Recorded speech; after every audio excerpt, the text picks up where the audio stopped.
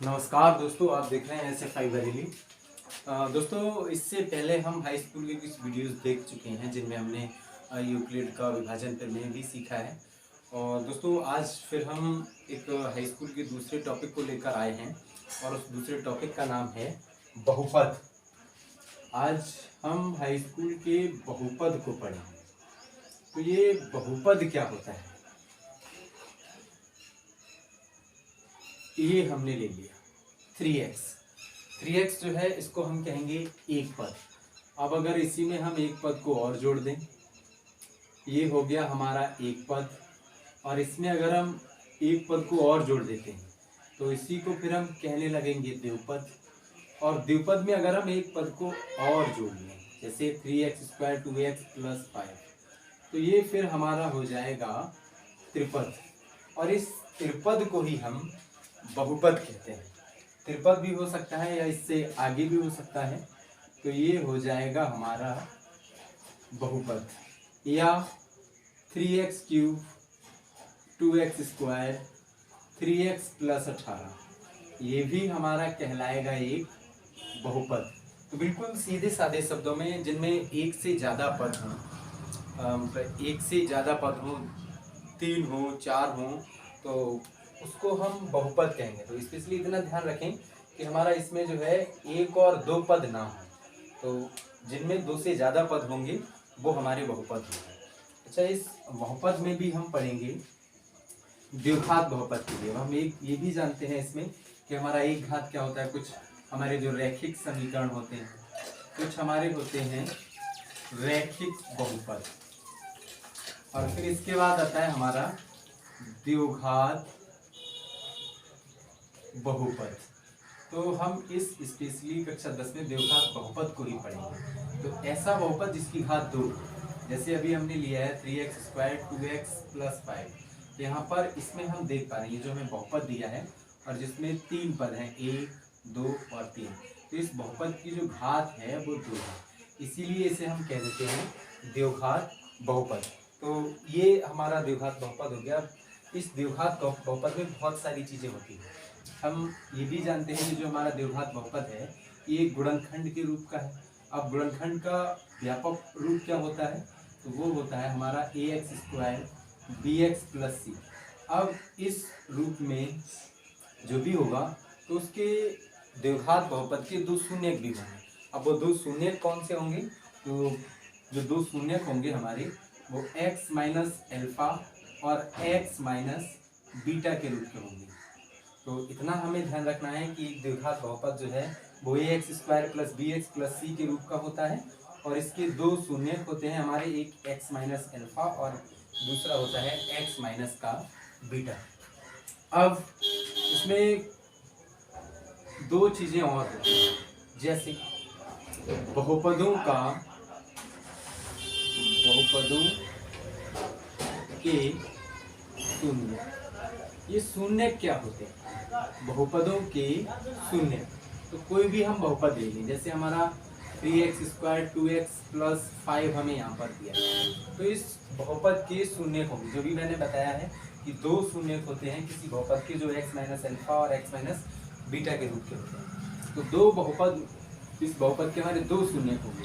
तो शून्य जो होते हैं, जैसे अभी हमने यहाँ पर एक अल्फा है एक बीटा है, तो शून्य का मतलब ये होता है कि हम x की जगह पर अगर बीटा को पुट कर लेंगे या x की जगह हम दोनों में अल्फा को पुट कर लेंगे, तो ये जो हमारा बहुपद है इसका मान शून्य हो जाएगा। तो हम कह देते हैं कि ये इस बहुपद की शून्यक है। तो बड़ा कम शब्दों में कि शून्यकों का मान अगर हम किसी बहुपद में रखते हैं तो वो शून्य बहुपद जो है वो हमारा 0 हो जाता है। तो हम कह देते हैं कि ये इस बहुपद के हमारे दो शून्यक हैं।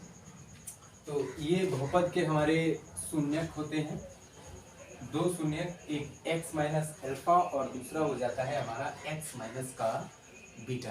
तो इसी को आज हम देखेंगे। तो पहला सवाल जो है हमारा बहुपद की एक्सरसाइज 2.2 का जो पहला सवाल है हमारा, वो हमें दिया है, कह रहा है कि x² - 2x - 8 हमसे कह रहा है कि इस बहुपद के शून्य ज्ञात कीजिए तथा गुणांकों के बीच इसके संबंध की सत्यता की जांच कीजिए। तो हमने ये सीख लिया है कि जो बहुपद दिया है हमारा, इसके दो शून्यक होंगे और फिर हमें उन शून्यकों को इसमें रख के दिखाना है कि हमारे दो शून्यक सही हैं या नहीं है। तो शून्यक निकालने के लिए हम सबसे पहले क्या करते हैं, इसको गुणनखंड विधि से हल करते हैं। गुणनखंड विधि क्या होती है, ये जो इसमें हमारा अचर पद कहलाता है, ये एक्स स्क्वायर का गुणांक है, ये एक्स का गुणांक है, तो अचर पद की मल्टीप्लाई होती है एक्स स्क्वायर के गुणांक से। हम देख पा रहे हैं यहाँ पर एक्स की गुणा में कुछ है नहीं, तो यहाँ कुछ नहीं होता है, वहाँ एक होता है। तो 8 एकम 8, ये हमारा आ गया 8। अब 8 को ऐसे दो भागों में तोड़ना है कि ये वाला चिन्ह देखेंगे, घटाने पर 2 आना चाहिए। तो 4 दूनी होता है हमारा 8 और 4 में से 2 घटाएंगे तो 2 भी आएगा और गुणा करने पर 8 भी आएगा। तो एक्स स्क्वायर माइनस 4 दूनी 8, 4 माइनस 2 और एक्स माइनस का 8, या फिर हमारा हो जाएगा एक्स स्क्वायर माइनस एक्स की 4 से multiply 4x minus minus plus x की 2 से मल्टीप्लाई 2x माइनस का 8। अब यहाँ से और यहाँ से हम देख पा रहे हैं दोनों में x कॉमन है, तो यहाँ से हम x को कॉमन ले लेंगे, यहाँ x बचेगा माइनस का 4 और प्लस यहाँ से 2 को कॉमन लेंगे, तो 2 एकम 2, 2 चौक 8, यहाँ बचेगा x माइनस का 4। अब इस पूरे में ये ब्रैकेट और ये ब्रैकेट, दो ब्रैकेटें कॉमन है, तो इसको हम बाहर ले लेंगे x माइनस का 4 और एक में बचेगा हमारा x प्लस का 2। तो हम कह देंगे, देखो यहाँ पर जो हमें मिले हैं वो दो गुणनखंड मिले हैं, तो ये दो गुणनखंड ही हमारे बहुपद के दो शून्यक होंगे। तो शून्यक बराबर हमारे आ गए, शून्यक हमारे हो गए एक x माइनस का 4 और एक x प्लस का 2। तो इसी को हम जब x माइनस एल्फा और x माइनस बीटा से कंपेयर करते हैं, तो एल्फा बराबर जहाँ माइनस माइनस होगा तो ये आ जाएगा हमारा 4 और जहाँ यहाँ प्लस माइनस होगा तो वहाँ पर आ जाएगा माइनस का 2। तो दो शून्यक आ गए हमारे, एक एल्फा बराबर 4 आ गया और एक बीटा बराबर आ गया माइनस का 2। अब हमें इसके सत्यता की जांच करनी, तो सबसे पहले हम लेंगे px बराबर एक्स स्क्वायर माइनस का 2x माइनस का 8। अब पहला शून्यक हमारा 4 है, तो हम x की जगह 4 लिखेंगे पूरे समीकरण में, तो 4 का स्क्वायर हो जाएगा माइनस 2 गुणा 4 माइनस का 8। तो ये हो जाएगा हमारा फिर P4 बराबर 4 चौक 16, 2 चौक 8 माइनस 8। अब प्लस के 16 और 8 8 दोनों माइनस के हैं, तो ये माइनस का 16 हो जाएगा और इससे ये कट जाएगा तो बचेगा हमारा 0। तो P4 बराबर हमारा आ गया 0। तो हम क्या देंगे, जो 4 है वो इस बहुपद का एक शून्यक है। इसी तरह से अब हम बीटा बराबर माइनस 2 को लेंगे, तो एक बार फिर हम लेंगे px बराबर पूरा समीकरण लिखेंगे एक्स स्क्वायर माइनस का 2x माइनस का 8 या बराबर x की जगह अब हमें माइनस के 2 को पुट करना है, तो हमने लिख लिया माइनस 2, x की जगह फिर माइनस 2 माइनस का 8। 2 की 2 स्क्वायर करेंगे तो 2 दूनी हो जाएगा 4 और ये भी हो जाएगा 2 दूनी 4 माइनस माइनस प्लस और माइनस का 8। तो ये 4 और ये 4 जब जुड़ेगा तो 4 और 4 8 आ जाएगा और माइनस का 8, तो माइनस का 8 और माइनस का 8 बराबर हो जाएगा 0। तो px की जगह हमने 2 को लिया है, तो ये हमारा px बराबर है और ये आ जाएगा p माइनस 2 बराबर 0। तो ऐसे हम कह देते हैं कि किसी बहुपद के जो शून्यक हैं वो शून्यक हैं भी या नहीं भी है। तो ये हमारा जो द्विघात बहुपद होता है तो उसके दो शून्यक होते हैं, एक अल्फा और एक बीटा। उनके हम गुणनखंड विधि से मान निकाल लेते हैं और गुणनखंड विधि से मान निकालने के बाद इसी समीकरण में दोबारा फिर हम बारी बारी से शून्यकों को रख लेते हैं। अगर हमारा 0 सिद्ध हो रहा है द्विघात बहुपद तो हम कह देंगे कि ये इसके शून्यक हैं। इसी तरह से अब हम इसका एक अगला सवाल लेंगे, तो अगला सवाल जो है हमारा इसका दूसरा वाला, वो हम देखेंगे कि क्या है। तो दूसरा सवाल इसका जो हमें अगला दिया है, अगला हमारा दूसरा सवाल है इसका सवाल नंबर 2। ये हमें दिया है सवाल नंबर 2, 4s स्क्वायर माइनस का 4s स्क्वायर माइनस का 4s प्लस का 1। इस बार हमें ये बहुपद दिया है, तो ऐसे ही जैसे अभी हमने पिछले वाले में किया बिल्कुल वैसे ही इसे हम करेंगे। ये जो 1 अचर पद की s स्क्वायर के गुणांक 4 से मल्टीप्लाई करेंगे तो हो जाएगा 4 एकम 4। अब 4 को ऐसे दो भागों में तोड़ना है कि गुणनखंड करने पर हमारा 4 आना चाहिए और जोड़ने पर भी 4 आना चाहिए। तो इसे हम बिल्कुल ऐसे ही 4 एकम 4 कह लेंगे और 4 में एक जोड़ेंगे तो इतना नहीं आएगा, सॉरी ये 2 दूनी 4 कर लेंगे हम। ये हो जाएगा हमारा 2 गुणा 2 बराबर 2 दूनी 4 और 2 में 2 को जोड़ेंगे तो हमारा 4 भी होगा। तो इसको हम ले लेंगे 4s स्क्वायर माइनस 2 दूनी 4 तो 2 प्लस 2 और s प्लस का 1, या फिर 4s स्क्वायर माइनस s की 2 से गुणा तो माइनस का 2s और फिर माइनस s की 2 से गुणा तो माइनस का 2s प्लस का 1। अब यहाँ पर देख पा रहे होंगे दोनों में s कॉमन है तो s को लेंगे और 4 माइनस का बचेगा यहाँ पर हमारा 2s को कॉमन लेंगे तो यहाँ बचेगा हमारा 2 माइनस का s और माइनस का यहाँ से हमारा सॉरी ये 1 बचेगा हमारा और ये 2s हो जाएगा, माइनस का 1 कॉमन लेंगे तो ये भी हमारा 2s माइनस का 1 हो जाएगा। तो ये ब्रैकेट और ये ब्रैकेट दोनों एक जैसे हैं तो 2s माइनस का 1 और ये भी आ गया हमारा 2s माइनस का 1। तो इसके जो दोनों गुणनखंड हैं हमारे, दोनों गुणनखंड इस क्वेश्चन में हमारे एक जैसे आए हैं। तो इसको अगर हम मान लें कि इसकी शून्यक है और इसको हम देखें तो ये हो जाएगा 2s माइनस का 1 बराबर 0। अगर हम मान लें तो 2s बराबर हो जाएगा हमारा 1 या s बराबर हो जाएगा 1/2। ऐसे ही दूसरे वाले का करेंगे तो 2s माइनस का 1 बराबर 0 तो 2s बराबर हो जाएगा 1 या s बराबर हो जाएगा 1/2। तो इसके 2 शून्यक आए हैं और दोनों एक जैसे हैं।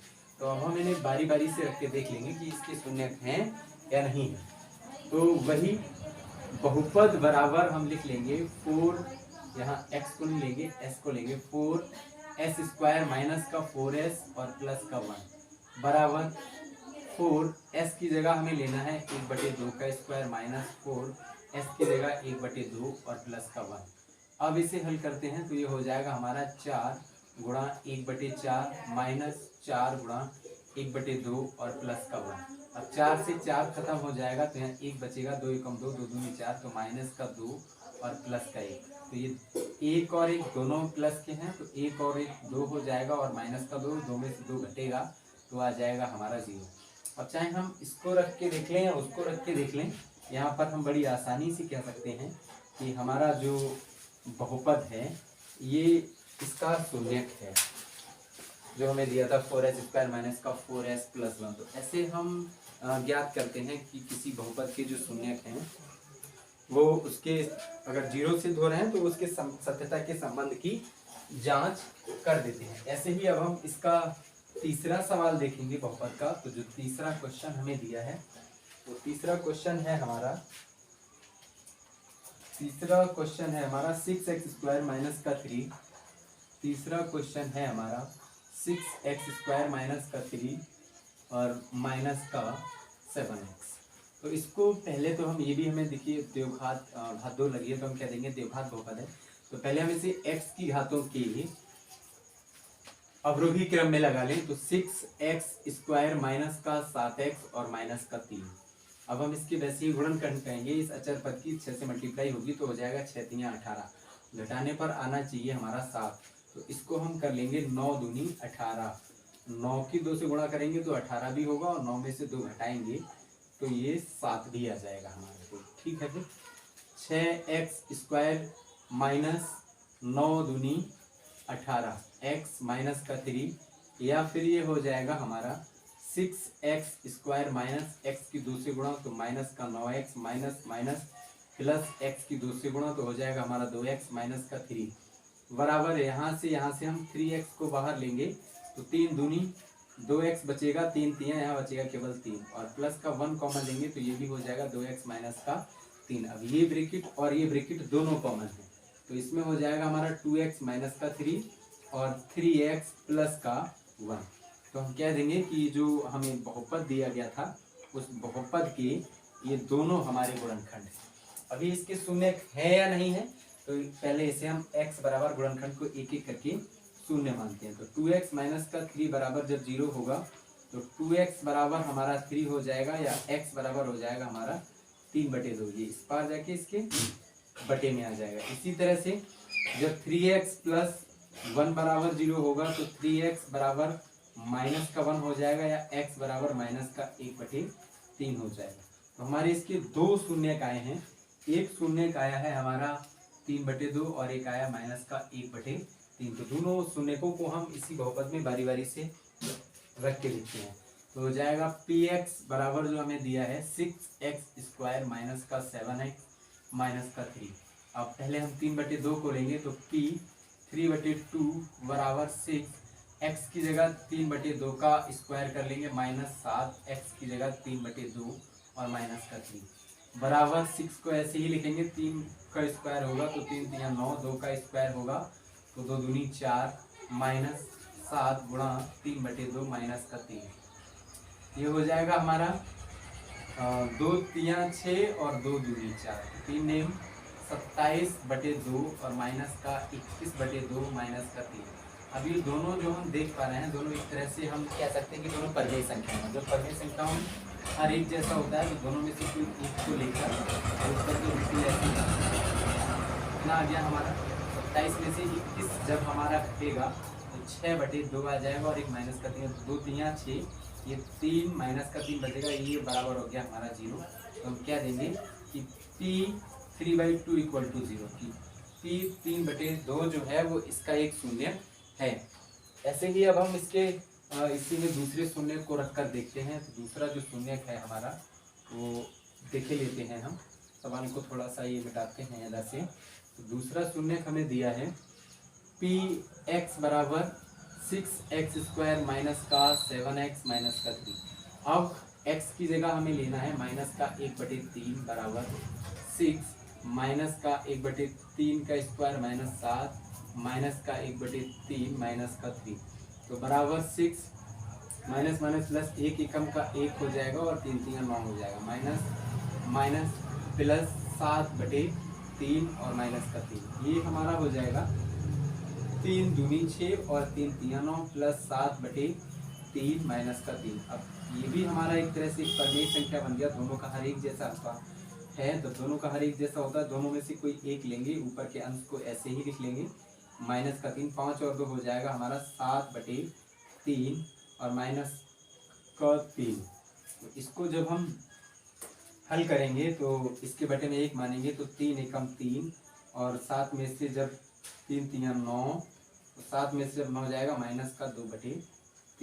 तो अब ऐसे को हम कह सकते हैं कि ये जो है हमारा वो इस बहुपद का एक शून्य नहीं है, क्योंकि इसमें रखने पर इसका मान 0 नहीं है। 1 का स्क्वायर करेंगे 1 रहेगा, 3 3 9 हो जाएगा तो 3 दूनी 6, तो आ गया 3 3 9 7/3, 2/3 दोनों को हल किया, दोनों का हर एक जैसा है और ये प्लस का है तो 7 और 2 ये हमारा 9 होगा, सॉरी ये हमारा हो जाएगा 9 और 9 करके हमारा फिर हो जाएगा 3 एकम 3 3 3 9, यानी कि 3 - 3 तो बराबर आ जाएगा इक्वल टू हमारा 0। तो हम कह देंगे कि ये दोनों इस समीकरण के शून्यक हैं। ऐसे हम किसी भी बहुपद के गुणनखंड विधि से दो शून्यक भी निकाल सकते हैं और उनकी सत्यता की जांच भी कर सकते हैं। तो दोस्तों अगर आपको ये वीडियो अच्छा लगता है, हेल्पफुल लगता है तो प्लीज़ चैनल को सब्सक्राइब कीजिए, लाइक कीजिए। ये वीडियो देखने के लिए आपका बहुत बहुत शुक्रिया।